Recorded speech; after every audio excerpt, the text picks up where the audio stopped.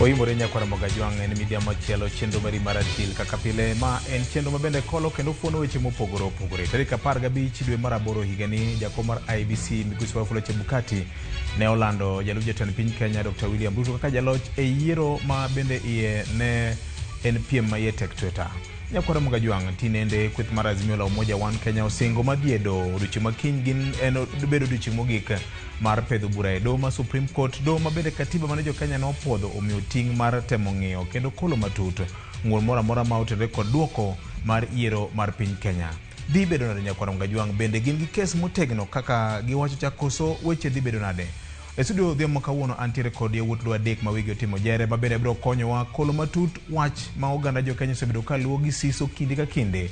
An kod wendona mokwongo iluongo ni Dr. Eric Omolo ma bende en okil kamaloka biro konyowa ng'eyo ni to wach ni ogure nade e bwo chik mar piny Kenya ka.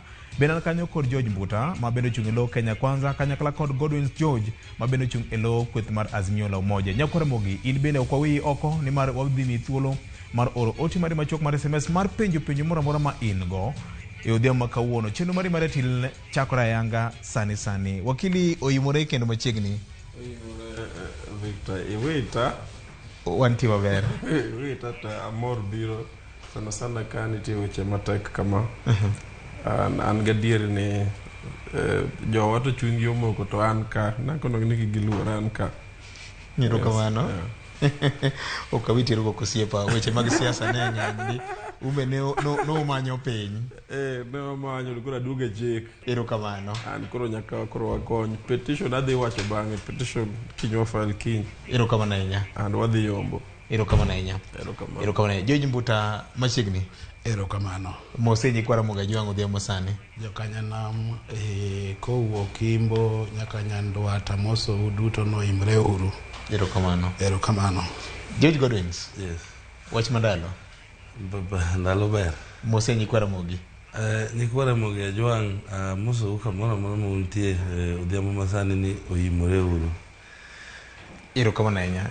George Mbuta biro chako kodi tarik 15 dwe mar 8 higani nobedo odiochieng' ma sigana mokalo kaloro kod lendo mane jakom mar IBC Wafula Chebukati nolando godo jatendi ma NW William Samuel Ruto kaka jaloch e yiero ma 2022 ni. Ywak nitie ni kamoro nitie weche moko no kobedo maber. Un kaka kweth mar Kenya Kwanza uparo nade?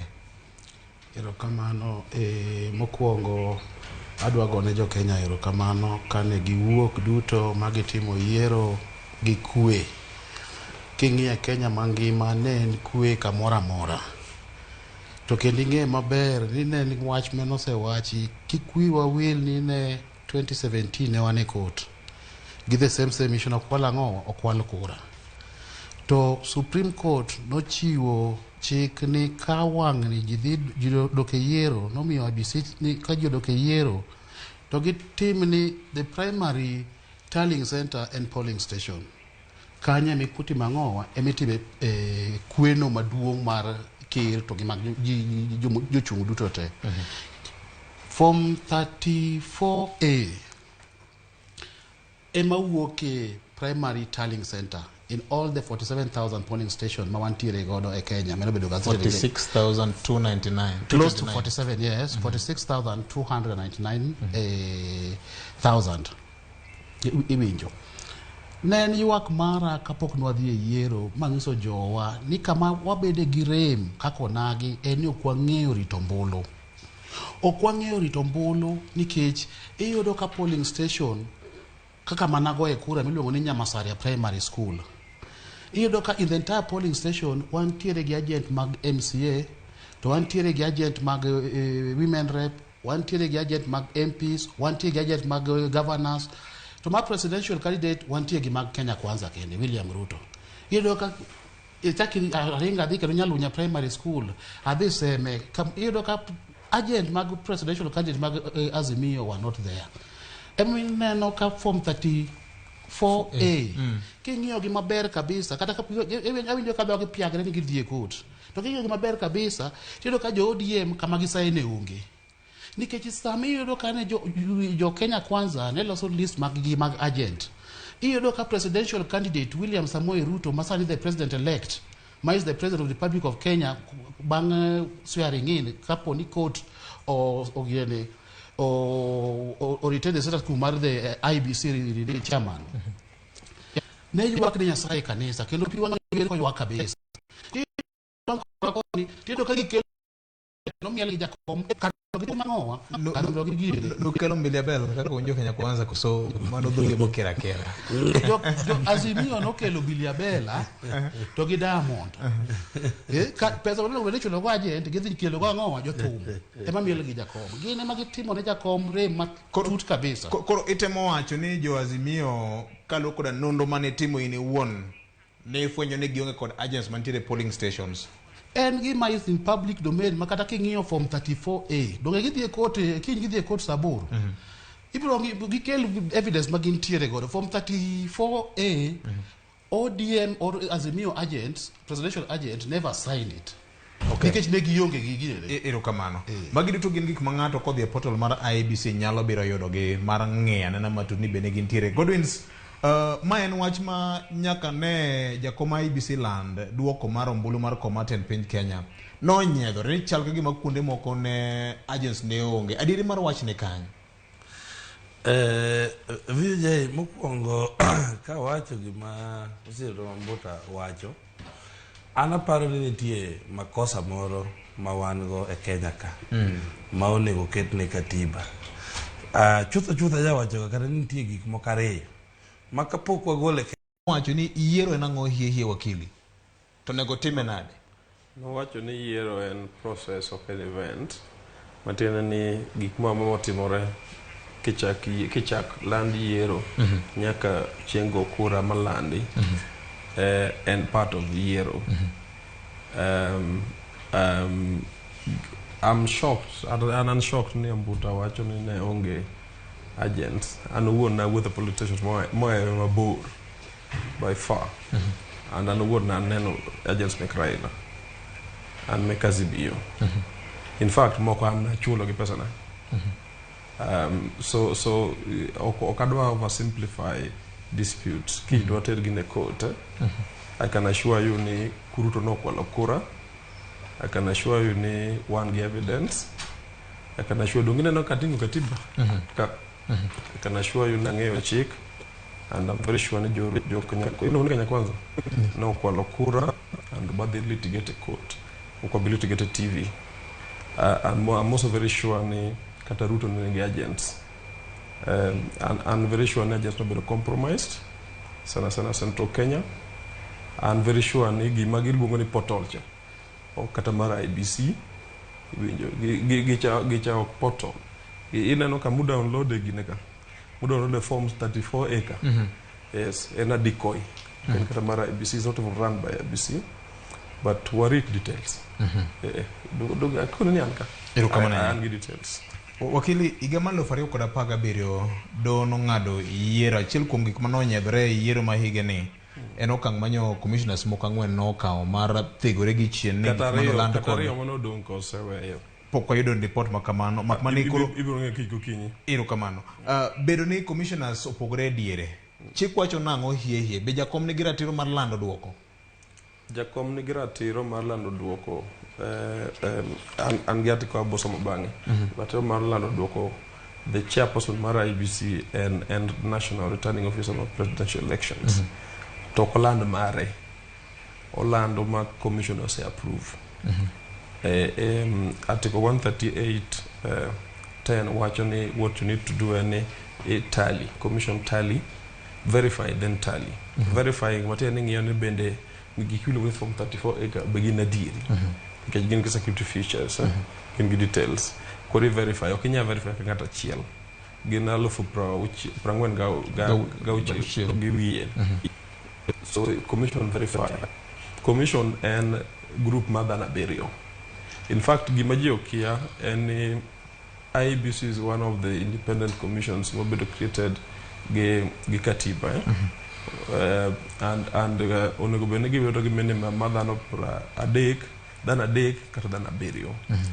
The IBC Act no the step further because IBC and very strong and very important to national security.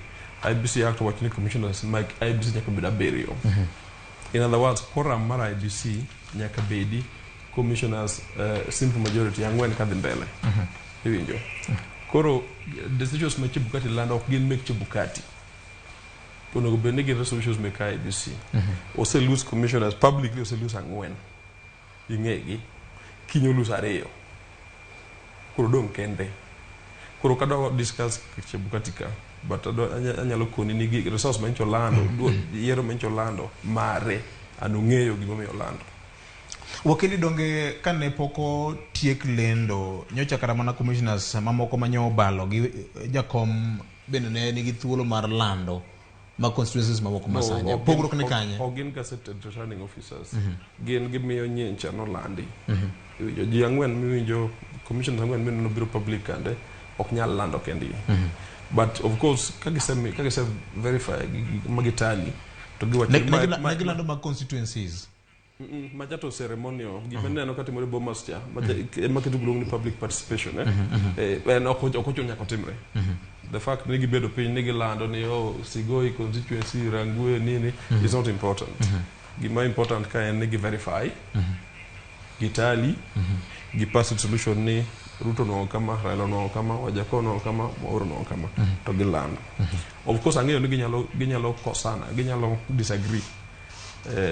Mane gin commission, ki disagree tiketa minutes. Ati wacho ni onuma forms gi okoneno maber wan ok wawinjore. Iwinjo.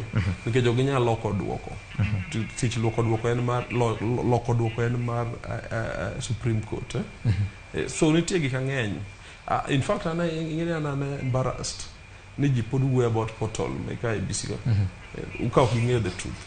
Okay. Yeah, I'm very embarrassed about it. Erokamano.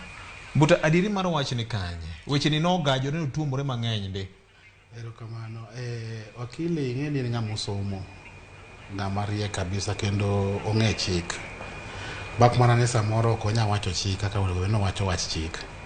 Wakili ing'eni mokwongo nyaka file e Supreme Court kendo nyaka odhi nyaka file nikech en tich. To gima timore kabisa adwa ni mondo iwinja maber. Chenro mane gin go mokwongo ne ni ka Chebukati poko lendo ana wuon antie Bomas of Kenya. To jogi ne gisebedo sneak motere gi Serena Hotel. Monego bed ni deputy mar Chebukati mama nego meti Mang'owa lando jakom Serena. To giduogo fwenyo ngeni deep state is just an imaginary. Rumor, that's wrong. That's a serious rumor. Okay, wewe utieki. To gimane deep state okoparo ni the deputy chairman dok gi gazette. Iwinjo mane ng'eno ko nyal timo Mang'owa okonyal lendo. Nagi mer too much mabi yo will Mang'owa gazette med mar deputy mar Chebukati. To king'iyo chik mowuono kilinga marie kino ka commissioners were working as a team at Bomas of Kenya until the last minute kagitima gibedo sneaked outside. Ingeni oonge gineno mawacho ni kamoro ni no gol gi oko Bomas of Kenya. Neka chiel kendo wakili. Atani winje maber kabisa. Donge waneno gi Serena. Okay. Negin Serena. Gisebedo ka gin Bomas of Kenya mane otigo kaka the National Tallying Center. Yes, giwuok Serena a few minutes to 1 and personally I was there. And I want to tell you one thing. I don't nyisi mama maber baba. Chebukati oyuak. Mukoni jogi kar mondo tim campaign to gikaw commissioner mara kendo ne go love ido ka jakom so mobedi miyo one of the vice chairman miyo cake dichamo kendo office Joe macha nen mano okapar ka wanyalo tiyo goro ka nen nyasi mora mane onge gi tudok mora gi weche mag yiero donge bunga chiel mabende members mag jo Kenya Kwanza kane pok gi bedo jo kanyo mag Kenya Kwanza emano puodho vice chairman IBC mobere jo kanyo moko nitire magu moko mantie justice and legal affairs mano ina diere wani mwinjo ka party the president elect wacho maber kabisa ni eno ko luoro ngama dhi bedo chairman mar IBC kata ki kawo mano wadi gi Raila Oburu Odinga obedo chairman mar IBC tentari ne yiero ki krima ber ne yiero mingeni krima ber ene dhi elweny to gi luoro ki tingene idhi tima Mang'owa idhi duogo kombe dala makosa mene watimo kaka onagi iyo dokta kama ne jakom goye kura Old Kibera Primary School dhano biro dhano madhiel papar gi wiye inyalo paro to jogi te ka gikowo jakom gite giwuok gi jakom gite ok gitim ang'owa ok gigo ombulu king'iyo Nyanza pinywa kocha ng'i Migori ng'i Siaya ng'i Homa Bay ng'i Kisumu iyudo kura mag gavana mare Wanga okadho gi 13,000 kaka jakom ok oyudo king'iyo mar Nyong'o okadho gi 70,000 ma jakom ok otim ang'o ok oyudo dhi e Siaya ne gidhi kwalo kura margi wigo wiye ng'awa gi jakom waonge gi neno nikech wach mar kuo mar kulielo mane doho Godwins wach ma Mbuta temo gilo gin weche ma pek ahinya minyalo yalo mane doho nikech ka watiyo gi neno wan be kaka chenro ni mondo kik wati gi chenro e lando weche mag rumbi mag awinjo Godwins both nobedo nade momiyo gino pasore e lwet Azimio la Umoja ene wach mar gajruok kata gidho machielo miluongo ni kuo mar ombulu ne manotimore hie koso bedo ni ne agents ne onge koso bedo ni prefects bedo mang'eny mang'iyo kaka IBC mutimo tije koso en ang'o hie rem ni kanye ing'ane VOJ ka wawacho adiera namba mokwongo pod ok wanyal kawo rem waket kuomwa nikech tiende ni ka wayie rem sani to watemo wacho ni makosa ni moko ne nitie kuomwa ka dipo nono naduogo e station ka Supreme Court koro osekwerowa ni noyombu to koro anyalo wacho ni nitie rem mane ni kuomwa en ni kaka dhano mohero ratiro wan moso kaka wan kaka jo ODM nomination maber mabende ne awacho kaka kapok ji dhi e yiero waneno ko 100-200 okostwa the fact ni ne ok watimo nomination e yo mowinjore keche kineno kura manoleo ne en kura mang'eny kabisa e Nyanza province mama ne timore nikech samoro jo candidates mane dhi gone gi ombulu including Raila Mwaero ne jomoko chunygi osechwanyore nikech king'iyo kaka Homa Bay kama duong' mogik monego bed ni wan gi registered voters 555,000 ni jomo turn out gocho ne Raila kende gin around 208 koro ma